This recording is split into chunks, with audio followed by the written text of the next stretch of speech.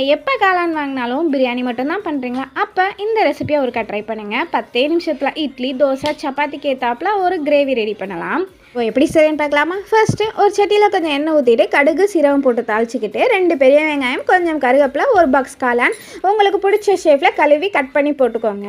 அந்த காளானை ஒரு 2 நிமிஷம் வதக்கி விட்டுட்டு இப்போவும் எல்லா குழம்புக்கும் வெங்காயம் தக்காளி அரைச்சி ஊற்றுவோம்ல, அதே போல் தான் வெங்காயம் தக்காளி வெள்ளைப்பூண்டு இதெல்லாம் நல்லா வதக்கி விட்டுட்டு நல்லா பேஸ்ட்டாக அரைச்சி இந்த காளானோட சேர்த்துக்கிட்டு அப்புறம் மசாலா பார்த்தீங்கன்னா மட்டன் மசால் கொஞ்சம், கரம் மசால் கொஞ்சம், மஞ்சள் தூள் கொஞ்சம் இதையும் போட்டு நல்லா வதக்கி விட்டுட்டு இந்த கிரேவிக்கு ஏற்றாப்புல உப்பு போட்டுட்டு உங்களுக்கு எந்த அளவுக்கு கிரேவி வேணுமோ அந்த அளவுக்கு தண்ணி வச்சுக்கோங்க. ஏற்கனவே காளான்லேருந்து தண்ணி விடும், அவ்வளோதான். மூடி போட்டு மசால் பச்சை வடை போகிற அளவுக்கு ஒரு 5 நிமிஷம் கொதிக்க விட்டு எடுத்தோம்னா காளான் கிரேவி ரெடி. அது கொதிக்கலையே அந்த மட்டன் ஃப்ளேவர் அடிக்கும், ஏன்னா மட்டன் மசால் போட்டனால.